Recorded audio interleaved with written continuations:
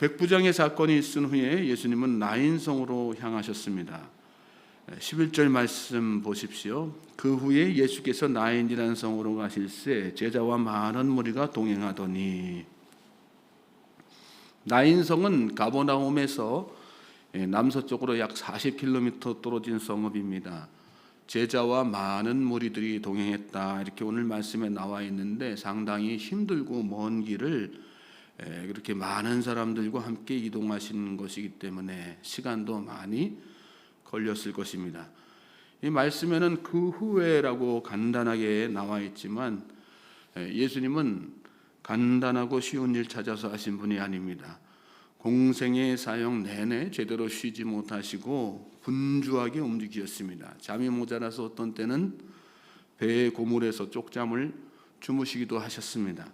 한 영혼이라도 더 구원하시기 위해서 고통과 절망 가운데 사는 사람들에게 소망 주시고 위로 주시고 새 삶을 살게 하시기 위해서 예수님은 불철주야 피곤을 마다 않고 바쁘게 일을 하신 것입니다.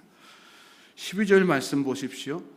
성문에 가까이 이르실 때에 사람들이 한 죽은 자를 메고 나오니 이는 한 어머니의 독자요 그의 어머니는 과부라. 그 성에 많은 사람도 그와 함께 나오거늘.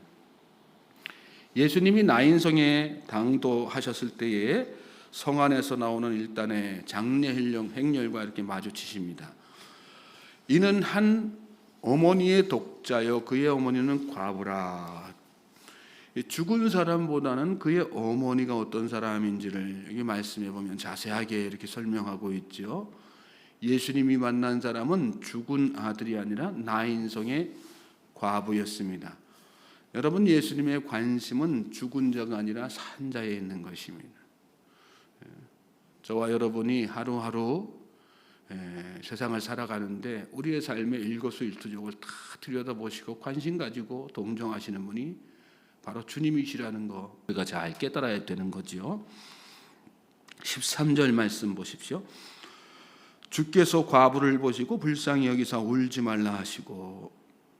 지금도 여전히 그렇지만 특히나 이 시대 과부는 대표적인 사회적 약자 가운데 한 사람입니다. 언제 이 사람이 과부가 되었는지는 말씀 통해서 우리가 알 수가 없어요. 그렇지만 이 여인은 남편이 죽고 나서 어려운 환경에 어려운 형편에 그죠?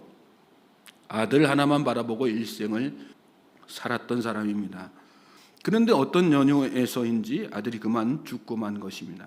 이 여인에게 마지막 남은 소망마저도 끊어진 상태라는 것을 우리가 알게 되죠. 지금도 살 소망을 잃어버린 사람들이 많습니다. 오늘 말씀을 듣는 여러분 가운데도 사랑하는 가족을 잃었다거나 직장을 잃었다거나 사업에 큰 실패를 했다거나 믿었던 사람에게 배신을 당했다거나 갑작스런 어떤 중병에 걸려서 고통당하고 있거나 혹은 경제적인 어려움 때문에 내가 앞으로 세상을 어떻게 살까 낙심과 절망과 외로움 가운데 지내는 분들이 있을 수가 있습니다. 그런데 여러분이 잊지 말아야 될 것은 지금이 바로 예수님을 만날 때라는 것입니다. 지금보다 더 예수님을 가까이 또 친밀하게 만날 수 있는 때가 없다는 것입니다. 예수님은 공생의 기간 동안에 나인성을 단 한 번 들어가셨어요. 나인성에서 유일하게 베푸신 이적도 이 여인의 아들을 살리신 것입니다. 예수님이 가버나움에서 40km나 떨어져 있는 이 나인성을 방문하신 이유가 오직 한 가지, 살소망이 끊어진 이 여인을 위로하시고 소망 주시기 위해서였다는 그런 말씀입니다. 여러분, 예수님은 세상의 부한 자가 아니라 가난한 자를 만나 주시기 위해서 오셨습니다.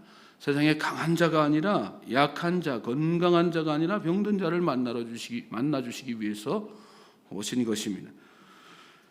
주께서 과부를 보시고 불쌍히 여기사 울지 말라 이렇게 말씀했어요. 주님은 어떤 분이세요? 우리의 연약함과 아픔과 처지를 동정하시는 분이라는 말씀이죠.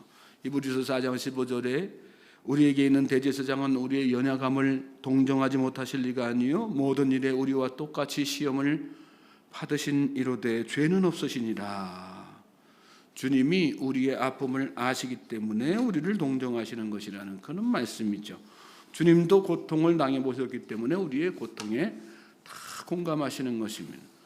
그러므로 여러분 고통당하고 힘들고 어려울 때 여러분 혼자라고 생각하지 마십시오. 여러분이 눈물을 흘릴 때 함께 눈물 흘리는 분이 계십니다. 그분이 바로 예수님이십니다. 예수님이 여러분이 아파할 때, 힘들어할 때, 고통스러워할 때 함께 아파하시고 고통스러워하시고 눈물을 흘리시고 아파하신다는 사실을 잘 깨달으시고 예수님이 소망이심을, 예수님에게 소망을 두는 우리 모든 성도님들 되시길 바랍니다. 이 여인은 아들이 죽는 그 가슴 아픈 사건으로 인해서 예수님을 만났습니다. 사람은 고난 싫어하고 고통 싫어하고 환난 싫어하지만요, 환난에는, 고통에는 유익이 있습니다.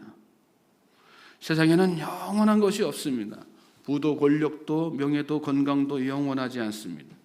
그래서 야고보 사도는 들으라 부한 자들아 너희에게 이 말 고생으로 말미암아 울고 통곡하라 말씀했습니다.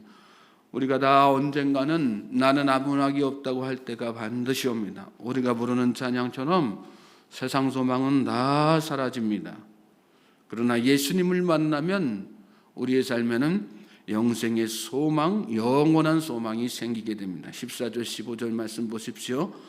가까이 가서 그 관에 손을 대시니 맨 자들이 서는지라 예수께서 이르시되 청년아 내가 내게 말하노니 일어나라 하시매 죽었던 자가 일어나 앉고 말도 하거늘 예수께서 그를 어머니에게 주시니. 예수님이 죽은 청년을 향해 말씀하셨어요. 내가 내게 말하노니 일어나라.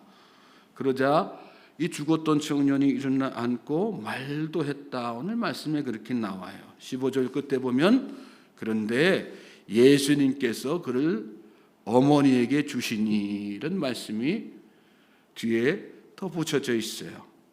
예수님께서 아들을 살리셔서 이 어머니에게, 아들을 잃고 슬퍼하는 어머니에게 위로를 주시기 위해서 이 아들에게 주셨다는 거예요. 예수님께서 이 여인을 위로하시고 그에게 소망을 주신 것이죠. 특별히 예수님께서 여인에게 주신 것은 영생의 소망입니다. 이거 봐라, 내가 죽었던 아들도 살려서 내게 주지 않느냐. 그러므로 나를 믿는 자는 이렇게 영원한 생명을 얻게 되는 것이다. 이 말씀을 이 여인에게, 어머니에게 전하고 계신 것이죠. 소망을 갖고 이 땅을 사는 것, 그것이 영생이고 예수님을 믿고 사는 것, 예수님을 의지해서 사는 것, 그것이 영생이라고 하는 사실을 우리가 잘 깨닫고 여러분 힘들고 어려워도 좌절하지 않게 되시길 바랍니다. 언젠가는 사라져갈 땅의 것, 거기에다가 소망 두지 마시고 영원한 생명을 주시는 예수님을 바라보십시오. 썩어지고 사라질 것을 알면서도 미련 버리지 못하는 사람처럼 어리석은 사람이 없습니다. 고난의 뒤편에는 늘 예수님이 계세요. 문제 너머에는 늘 주님의 축복이 기다리고 있습니다. 그러므로 힘을 내시고 여러분을 동정하시는 주님께서 여러분에게 내민 손을 붙잡으시고 여러분 절대로 놓지 않게 되시기를 주님의 이름으로 소망하고 축복합니다. 그럴 때 오늘 이 여인이 살린 아들을 내어주시고 소망 가운데 다시 주님을 붙들고 사는 그런 인생이 되었던 것처럼 우리 인생도 그렇게 영원한 생명, 영원한 소망을 품고 사는 복된 인생이 되는 것입니다. 저와 여러분의 삶이 특별히 설 명제를 잘 마치고 새롭게 이 한 해를 시작한 저와 여러분이 그 소망으로 하루하루 승리하는 삶을 사는 모든 성도님들 되시기를 다시 한번 주님의 이름으로 소망하고 축복합니다.